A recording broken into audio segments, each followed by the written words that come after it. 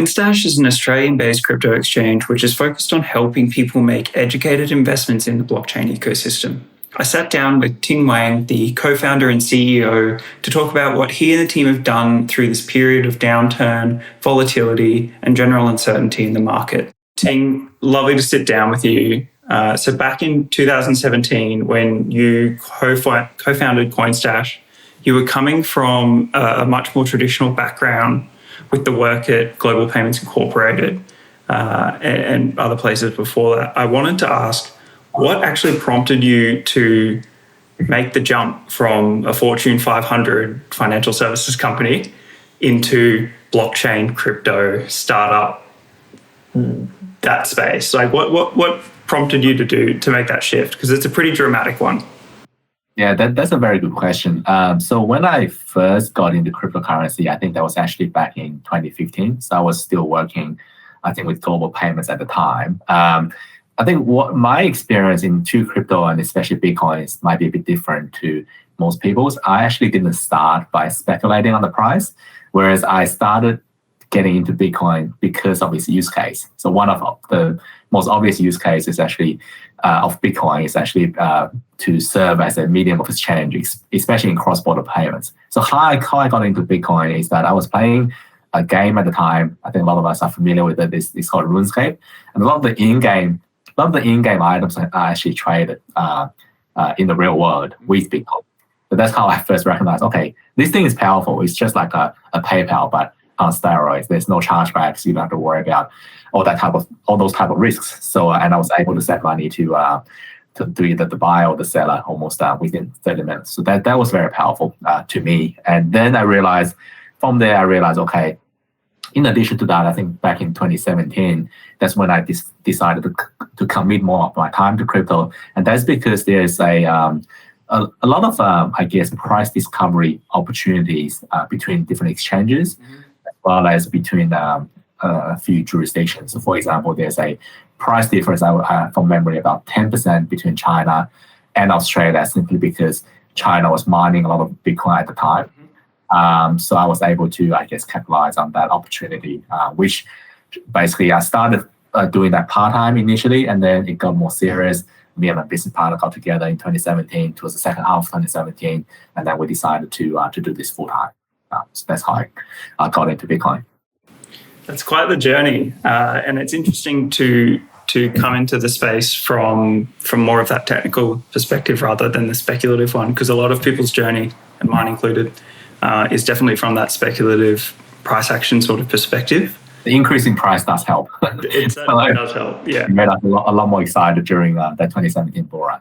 Yeah, yeah, exactly right. The bull runs are fun. We are kind of in the opposite of that at the moment, actually. It seems that many investors are now acutely aware that there's a broader market downturn upon us. In particular, a crypto winter appears well established. And I wanted to ask you the question that I've actually heard from a lot of people, friends, family, investment group chats, and on Twitter actually from time to time. The question is, how can my portfolio survive? Because I know that, myself included, a lot of people have taken some hits on, depending on where you are in the crypto space, where you are in the more traditional finance markets. There's been a bit of damage done to value. What is your approach to a bear market, and how do you hunker down for crypto winter? Yeah, I think that's a very good question. I do get asked this question from time to time. I think one of my favorite quotes, not just in cryptocurrency, but more broadly in the startup space, is that it's a quote from Jason Kell, who's a very prominent angel investor based in the United States. He actually said something along the lines of, your fortune is actually built in a bear market, but only realized in a bull market.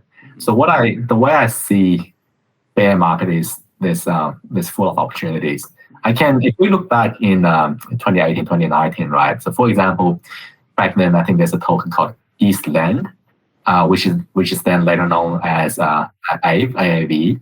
I guess most of us are familiar with what that is. But I guess back then the price was worth, I think, less than $1, was 30 cents USD. But then when it hit its all-time high in May 2021, it was more than $600 USD. So it just shows you from a bear market bottom to a bull market top, the multiplier can be more than 100 times. So I think in the bear market, it's all about, I guess, not panicking. I know it's easier said than done, but it's about not panicking, and it's also about choosing your crypto projects carefully.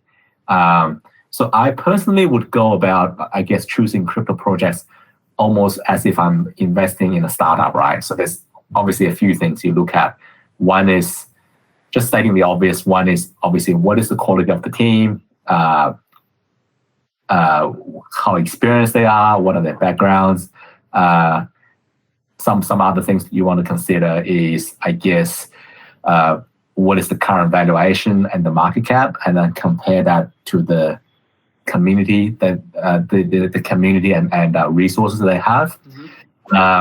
Something else that I probably would look at is also, does this project does it really solve a problem? I think a lot of the times that seems like an obvious question, but it does get overlooked by a lot of investors. They look at a project, they're like, okay, this sounds cool, but really you got to ask yourself, does it really solve a problem?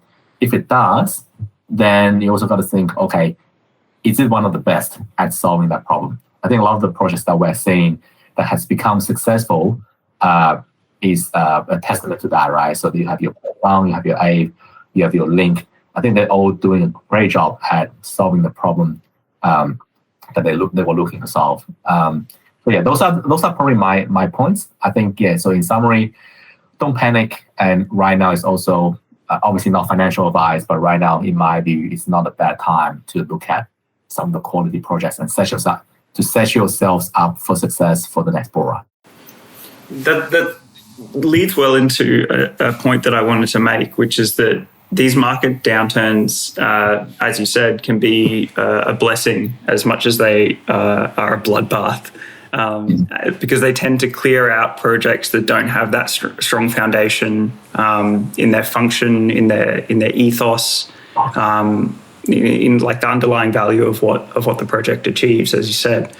And I was looking at the Coinstash website in preparation for this interview, and there was something really interesting there. The CS bundles, I noticed that there's the big two, which is obviously Ethereum and Bitcoin.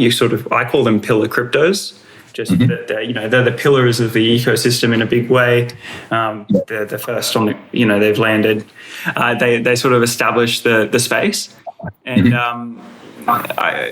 to what you just said there about picking your investments sort of more carefully and looking for that underlying or undervalued project in a bear market, very sound sentiment there, and I tend to agree. But my question is, with those bundles, I know the other ones are DeFi coins and exchange tokens. What sort of process is there in selecting different tokens for bundling on Coinstash? Yeah, so obviously a few things we look at is, I guess, looking at the overall adoption of certain coins in terms of total market capitalization, I guess the daily volume, as well as, I guess, sometimes we even look at, for example, how the past price history of the coin. Is it super volatile? Does it have a consistent history of trading where on a daily basis you can see enough liquidity on that token? And obviously something else we look at is, does this token have a problem that it's trying to solve? It's not just for example, it's not just another token where it's almost a Ponzi scheme where it relies on new money for the price to stay afloat. So there's a few factors that we consider to, I guess, select. We want to select for each bundle. We see that as a niche. It should, for example, the metaverse bundle. I think within that bundle we have a few of the very, I guess, prominent tokens, including ApeCoin. And the reason we selected those tokens are because obviously it has a strong community, and on top of that, I think it also has enough liquidity. I think that's very important for I guess, for Coinstash customers to be mindful of is sometimes there are certain tokens out there, especially in the DeFi space, where you can see the price is going one way, but sometimes when you try to actually get out of the token, there isn't enough liquidity on the market. But using, I guess, a broker like Coinstash, you're almost guaranteed to be able to buy or sell your token at a certain price, because we are in providing our brokering services, we're the expert in the field. We want to make sure the tokens that we list on Coinstash are already filtered by that process of having enough liquidity. That is a really good point to make, because liquidity is something that I think a lot of people learn in the moment. And so you want to take some profit, and then as soon as you go to do that, you can't execute trades properly. There's huge amounts of slippage. Yeah. It's just not you're not actually getting out, and you don't have much of a chance to. So it's an important thing to know that you have liquidity, and there's definitely some peace of mind to be had there, knowing that you can execute trades as you want to. That leads well actually into another question I had here. As anyone involved in blockchain is aware, there's been a rash of collapses in the space. Terra Luna, Celsius being a few. These sorts of larger scale breakdowns seem to be part and parcel of large downturns in an emerging market. Given the tightening of the more traditional financial sort of macroeconomic circumstance, it seems that crypto's in for what you might call its first real test, and a lot of projects are going through that survivability moment and just trying to make sure that they persist through low liquidity, low investor interest, a variety of other factors, just the testing of their technical structure as well. Do you suspect that we will see more shakeouts of these sorts of projects and or products which are built on, let's say, shaky grounds, or built on a free money economy? Yeah, I think my view is, I don't think this will be the last. I guess I don't think this will be the last downturn that we'll see.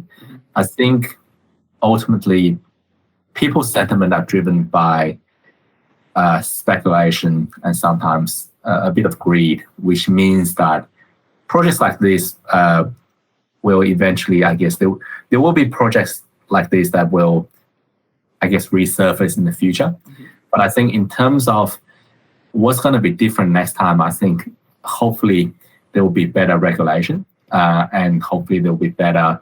There'll be lessons learned from what happened with the current, I guess, chain of events, including Celsius and a few others. I think one thing that was very interesting during this chain of events is this is like the first time where we've seen, based on my memory, this is the first time that we've seen so much contagion in the cryptocurrency ecosystem. So obviously we know the downturn of Terra, as well as the downturn of Three Arrow Capital, that led to a chain of events and a chain of counterparty defaults. So I have here that I think there's a few people who are affected, including Celsius, Vold. I think BlockFi got hit through during that process as well. Babel Finance also suspended withdrawals despite of their recent $2 billion valuation. So this is almost not too dissimilar to what we saw in the global financial crisis back in 2008 with the traditional financial services sector, where you see the collapse of Lehman Brothers led to a chain of reactive events. So there's a widespread, what I call systemic risk in the ecosystem. So we're seeing similar things in crypto, and I almost see it as there are some positivities coming out of this, because it just shows that the cryptocurrency ecosystem is not immune to this type of systemic risks. And hopefully the regulators and I guess the good actors in the space start to realize there needs to be some checks and balances to be put in place. But I guess to answer your question, I do not believe this will be the last downturn. I think there will be more downturns in the future, but hopefully that's in the distant future. Interesting. With what we've spoken there about market instability and issues with platforms and or products, I wanted to talk about how Coinstash has responded to this market downturn. I know that at X Bullion, something that we've gone through is sort of the light bulb moment for a lot of people about stable coins and maybe not being so stable, and us trying to have a lot of educational pieces for investors and for market participants in general, just to sort of go, as with the rest of crypto, there's a lot going on and there's more than one kind of stable coin. They are very fundamentally different. They share the same name because the language hasn't caught up with the technical changes in the space. And so it's kind of a misnomer to a certain degree to call certain things stable coins. My question is, with these sorts of this sort of systemic risk, how has Coinstash managed to maintain your operation? Because I noticed here from a press release from the company that you haven't had any breaks in the services, breaks in your product offerings or anything like that. You haven't had to cease withdrawals or any of these sort of major critical points that other exchanges and platforms and such have run into, where they have to put these very much emergency breaks on their system, so that everything can stay afloat. And I just wanted to get a bit of perspective about, from sort of a business management perspective, I suppose, how you guys have maintained that stability for your customers. Yeah, I think there's a few factors to it. I think firstly, we at Coinstash, we have always taken, I guess, a more prudent approach when it comes to, I guess, managing our platforms, including from a custodian point of view in terms of managing our customers' assets, as well as from a system security point of view. I think we all know that trust is probably the single most important factor in the cryptocurrency ecosystem. You basically only have one chance. So our value at Coinstash is always we want to do the right thing by everyone, and that includes I guess customers, investors, as well as regulators. We were one of the first exchange to, I guess, obtain a Austrac registration, as well as, I think you may have known, last year we became the controller of a Australian financial services license. So I guess we have voluntarily, I guess, set the bar to be quite high when it comes to managing our internal operations, not just I guess adhering to what Austrac has to say. So that's the bare minimum. And we want, and on top of that, for example, we have a responsible manager on board, and then we have weekly management meetings, monthly advisory board meetings, as well as investment committee meetings. So through those measures, as well as staying on top of what's going on in the market, means we were able to avoid pitfalls, for example, like Anchor Protocol, right? We've known Anchor Protocol for a while. We looked into it, and since the very beginning, I remember my co-founder saying, "This looks like a Ponzi. There's no way that the 20% APY can sustain in the indefinite future." So we don't really touch DeFi, which means we are not exposed to the smart contract risks and some risks that, for example, I think Celsius experienced with the stake Ethereum, where there's a bit of a maturity mismatch between their customers' demands as well as their treasury operations. So we manage all that very, very carefully. And so I think it all comes down to having good management processes, having, I guess, be on the forefront of regulation and not just do the bare minimum, as well as, I guess, myself and the rest of the team, we all come from, I guess, pretty serious finance and law background. So I guess that the team experience does help as well. For sure. Do you think the Wild West days of crypto are almost behind us? Or is that, or is it maybe even, is the frontier of the Wild West for crypto shrinking? Are we seeing the end of this sort of roller coaster ride, high risk, high return element, or maybe that'll always be there, but there's a bunch of companies and and players and parts of the sector that are willing to sort of meet traditional markets in the middle, and also meet consumers with more trust, more stability, more regulation, that kind of thing. Do you think that Wild West stuff will be able to continue? Yeah, I think if you asked me this question about, say, 3 months ago, I would have said yes, the Wild West, the frontier is definitely shrinking. But if you ask me that question now, in light of what happened in the past 3 months, I would say probably it's a mixed response. It's probably a yes and no. So yes, to the extent that when you're just looking at the basic business model, which is the transition between cryptocurrency and fiat, I think people now these days, they have a number of trustworthy, reliable avenues to exchange their fiat currency to crypto and vice versa. So I think the Mt. Gox days are behind us. There are definitely very well-established custody solutions. There are some well-established exchanges. These exchanges, and we are seeing they are setting up their own insurance scheme, for example, and they're being, I guess, more and more regulated. So I think if you just look at the single exchange product, I definitely think so. But the thing is, the crypto ecosystem is not stationary. It's quite dynamic. So I think in 2020, we've seen DeFi being really hot in 2021, 2020. And I think in 2021, we're seeing like the NFT boom. Then I think with every boom, there's some growing pains, right? So with lending, we're seeing smart contract risks. We saw venture DAO getting hacked, which affected Celsius. So I think as there are more and more innovative products that's coming out to the market, it almost opens up a new frontier for the Wild West. And then it comes down to the self-discipline of the market, of the industry, as well as the regulators to step in and then put some sort of framework and checks and balances around all this. So that's my answer. It's an interesting point that through the Wild West, we get the expansion of technology, and then it gets reined back in a little bit, and then massaged, repackaged, tempered a little bit, and then it becomes an actual bit more of a long stay product.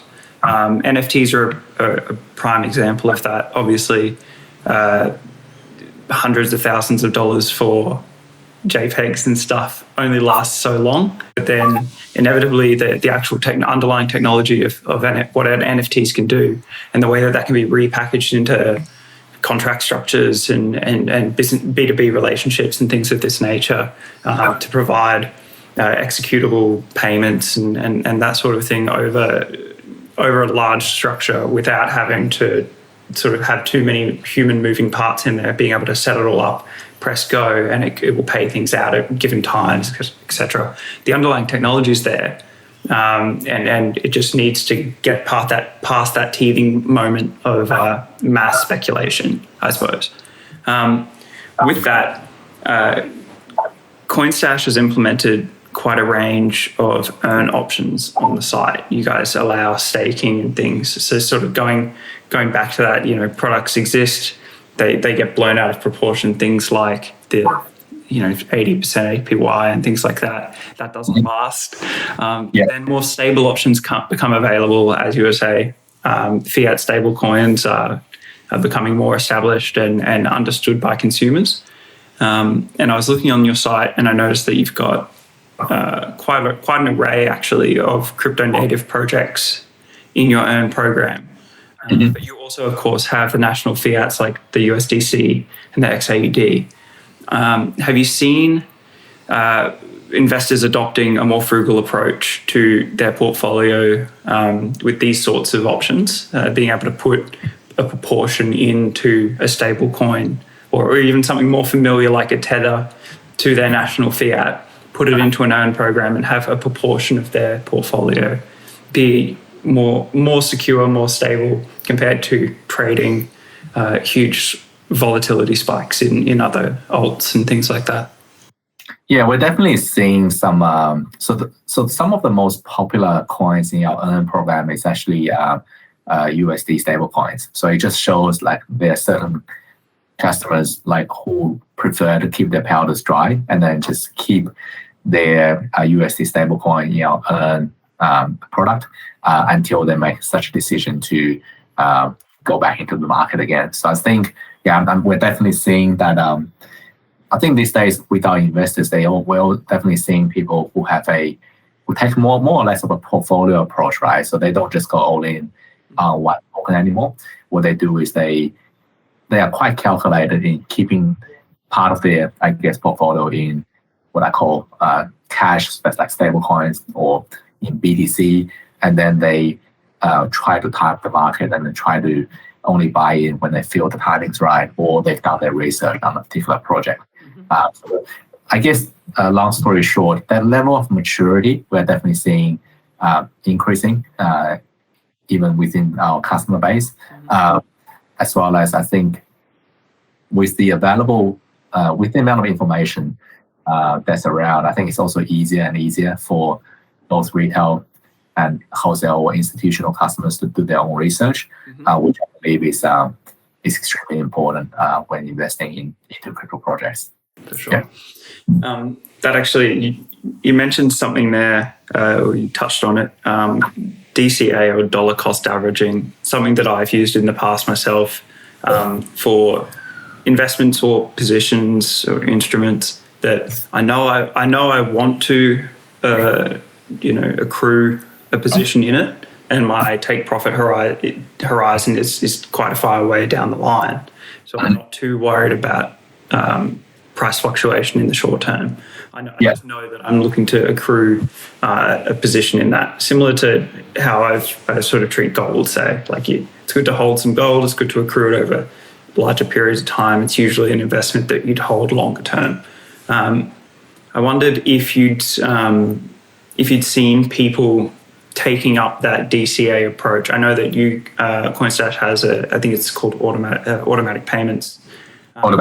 You enable people to make smaller and timed purchases for that.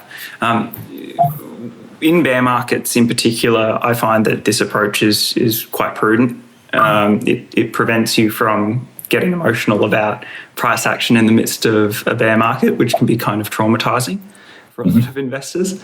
Have you seen a pickup of DCA, sort of automated payments, on Coinstash from investors, particularly, as you say, a lot of people go through a flight to safety, get into cash or stablecoin options, and then as they feel like they're ready to wade back into the waters, often they'll go for something like a DCA approach.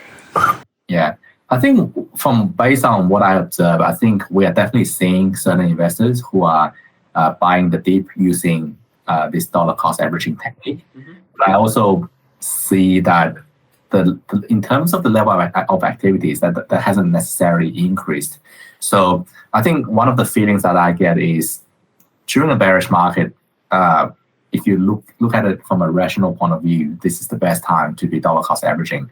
But from an emotional level, and it's very hard for an investor to be dollar cost averaging. Every time the dollar cost average, the market just dips even lower. Yeah. So I think having that discipline to DCA, having the discipline not to turn off DCA, I think is a bit of takes a bit of a discipline and takes a bit of I guess, courage. So, but I think having said that, because at Coinstash, we've been through 2 market cycles already. Yeah. From what I can observe, that this time, just based on my anecdotal observations, this time around, there are definitely more investors who are not so swayed by the market movements, but who are buying, I guess, more religiously through this bearish market. So it just shows that back to my previous point, it just shows, I guess, there's the level of maturity in the market has improved. A lot of the people that are with Coinstash has already been through the 2017, 2018 cycle, and then they've all seen the outcome of that, which is if you build your portfolio in 2018, 2019, in 2020, 2021, you would have enjoyed that massive bull run. So I think some investors are very aware of that, and that's why they're buying dip right now. It's an interesting thing, and you make a good point. You have to. There's a stomach that you need to sort of shore yourself up in bear markets, it is hard to sort of buy the dip when it's the dip and the dip and the dip. But I guess that's kind of the benefit of DCA. It can remove that emotional attachment to the investment, particularly if you practice good position sizing and you don't like the DCA isn't sort of blowing out your weekly budget or monthly budget. Yeah. To that point of maturity in the space, and sort of touching more broadly on what we'd spoken about before with regards to the space coming to this midpoint between traditional finance and the crypto Wild West, regulation being sort of not a dirty word anymore. I noticed that Coinstash offers self-managed super fund packaging or guidance. I wondered if you could talk a little bit about how you're bringing crypto investing into a structure appropriate for self-managed super funds, because I know that there's, particularly in Australia, there's quite a lot of oversight on and requirements around the investments made in super.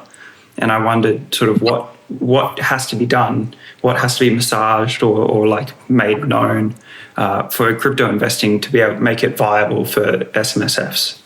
Yeah, so I think one thing is at Coinstash, we did realize that there's an opportunity in the market, obviously, with self-managed super funds to get into cryptocurrencies. I think a lot of players in the crypto ecosystem also recognizes that a lot of self-managed super funds, they have, I guess, a need to allocate their assets appropriately. So I think crypto is actually a good way to diversify a SMSF portfolio, and typically that portfolio, it can be from anywhere between $300K to more than $1 million. So there's some sizable savings in there.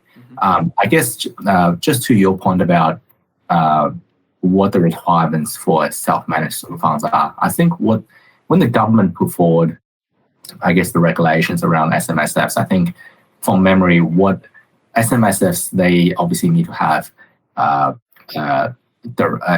trustee company, and then sometimes the members of the SMSF are also directors of that trustee company. So, and it's those people's directors' duties to be able to invest their assets in a prudent way.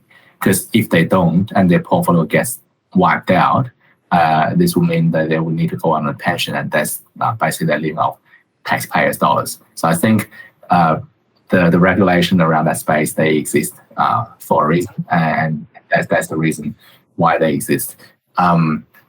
With, I guess, investing in cryptocurrency, I think my personal view is that you obviously shouldn't be investing everything into crypto, and I think based on my experience with a lot of the SMSF clients that we have, I don't think they are. I think they're being quite responsible, and from my observations, a lot of them are investing in what you call those pillar cryptocurrencies like Bitcoin, Ethereum, and whatnot. We are also having, I guess, a lot more educational content on the Coinstash platform. So if you go into our mobile app, you would see that for each of the coins, there are descriptions around those coins. So which enables, I guess, the person making the purchasing decisions to make the right decisions.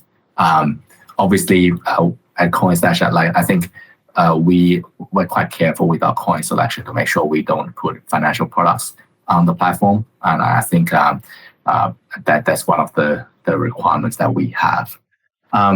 Just on top of all that, I think right now there is some of the challenges with SMSF is it's still relatively hard for them to open up an account with the platform without having to take days and days of due diligence. And then the second thing is that when it comes to tax reporting, sometimes it's not super easy for the SMSFs to be able to do their accounts. At Coinstash, we are trying to put a focus on both those issues, right? So we have, with our onboarding, we typically aim to open an account for them within 1 business day. We set up a meeting with the directors of the trustee company, and we're able to do that almost within the same day.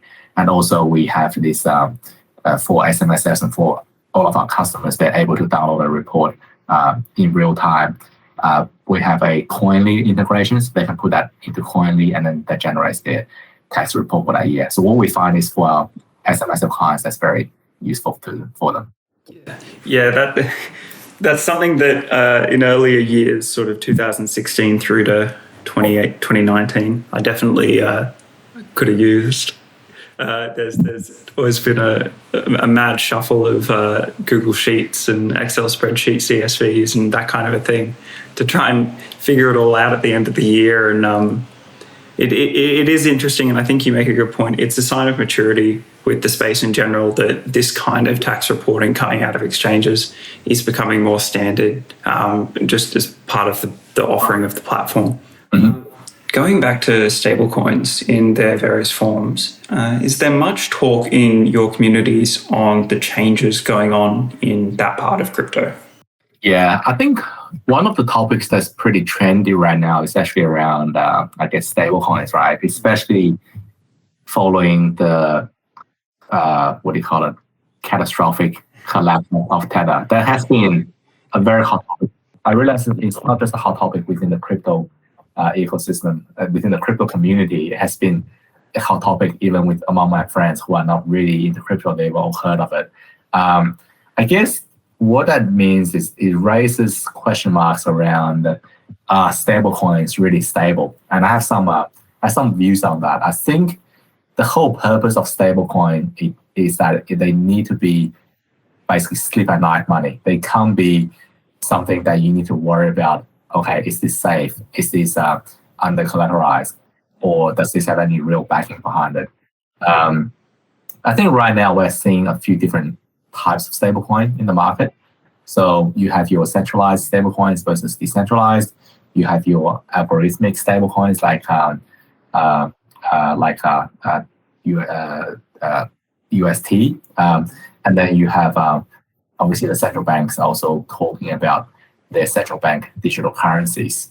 So my view is that for stablecoins to be truly stable, it's not an isolated effort.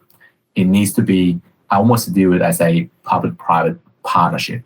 So what I mean by that is, I think the public sector, instead of making their central bank digital currencies, I think the focus for them right now should be around putting more regulation around stablecoin.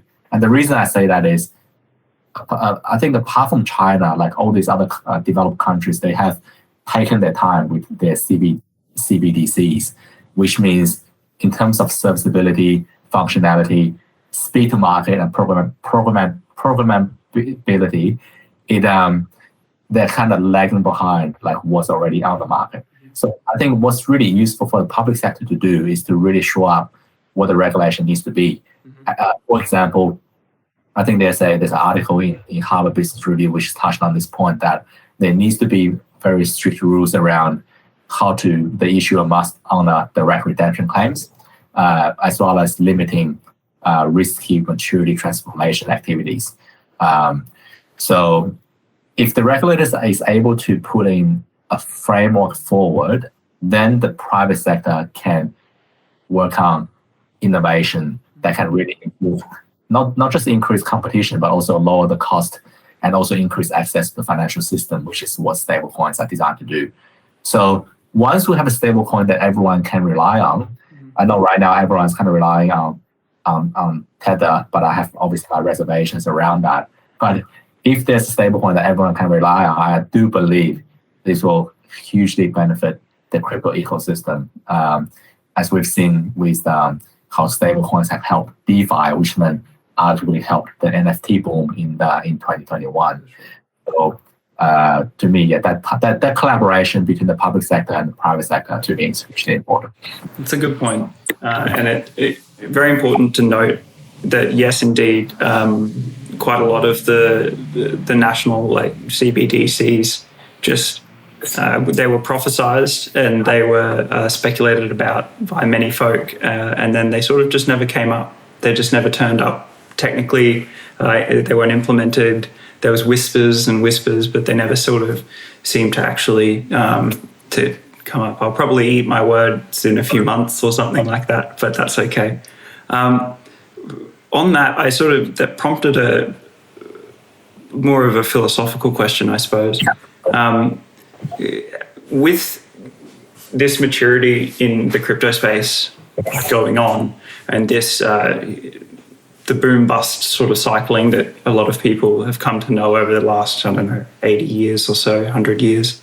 Have you seen much of a change in sort of the average person's understanding of finance or money as a concept change as we've had this sort of crypto come up in the world? Yeah, I think definitely. I think the answer is a definite yes. And the reason I say that is, if you just look at the level of crypto adoption, I think not very long ago, I think the ATO estimate there's to be like about 2 million Australians who's traded crypto, which is significant, which is not a insignificant portion of the total percentage if you take into account of the the babies.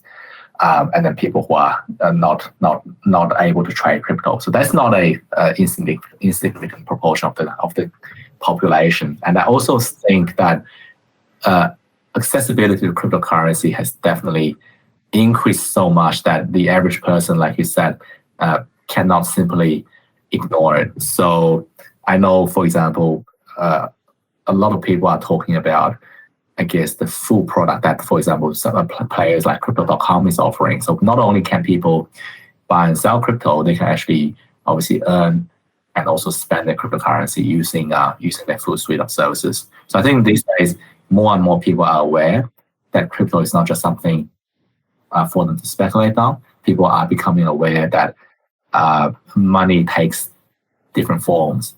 I've also recently written a piece on how the Sri Lankan situation unfolded, and if people over there had access to cryptocurrency or had easier access to cryptocurrency or a USD stablecoin, they may be able to preserve part of their wealth before the government completely obliterated their currency.